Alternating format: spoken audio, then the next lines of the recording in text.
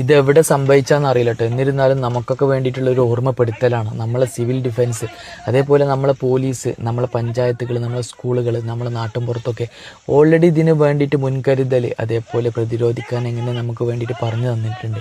ഈ വീഡിയോയിൽ കാണുമ്പോൾ ഇതിനെപ്പറ്റി ഒരു ഐഡിയ ഇല്ലാത്തവരാണ് ഇത് ഈ വീഡിയോ കാണുമ്പോൾ നമുക്ക് മനസ്സിലാക്കുക. പിന്നെ ഒരാൾ വന്ന് അവർ മാക്സിമം ശ്രമിക്കുന്നത് വെള്ളത്തിൽ കൊണ്ടുപോയിട്ട് തീ അണക്കാനാണ്. അതെങ്ങാനും ആ കൊണ്ടുപോകേണ്ട ഇടയിൽ പൊട്ടിത്തെറിച്ച് കഴിഞ്ഞാൽ എത്ര ആൾ ജീവനാ പോവുക. പിന്നെ ഇതിനെപ്പറ്റി അറിയുന്ന ഒരാൾ വന്ന് ആ തീ അണക്കുന്നൊരു വീഡിയോ ആണ് കാണുന്നത്. നമുക്കും ഇതേപോലെ ഒരു സാഹചര്യം ഇന്നോ നാളെ നമുക്ക് വന്നാൽ നമുക്ക് എങ്ങനെ മുൻകരുതലെടുക്കുക, അല്ലെങ്കിൽ എങ്ങനെ പ്രതിരോധിക്കാമെന്ന് ഇനി അറിയാത്തവരുണ്ടെങ്കിൽ അത് യൂട്യൂബ് അല്ലെങ്കിൽ അറിയുന്നവരോട് ചോദിച്ച് മനസ്സിലാക്കുക. അപ്പോൾ ഇങ്ങനത്തെ ഒരു വീഡിയോ കണ്ടപ്പോൾ അത് നമുക്കൊരു ഓർമ്മപ്പെടുത്തലായിക്കോട്ടെ എന്ന് വിചാരിച്ചിട്ട് അത് നിങ്ങൾക്ക് വേണ്ടിയിട്ട് ഷെയർ ചെയ്യാമെന്ന് മാത്രം.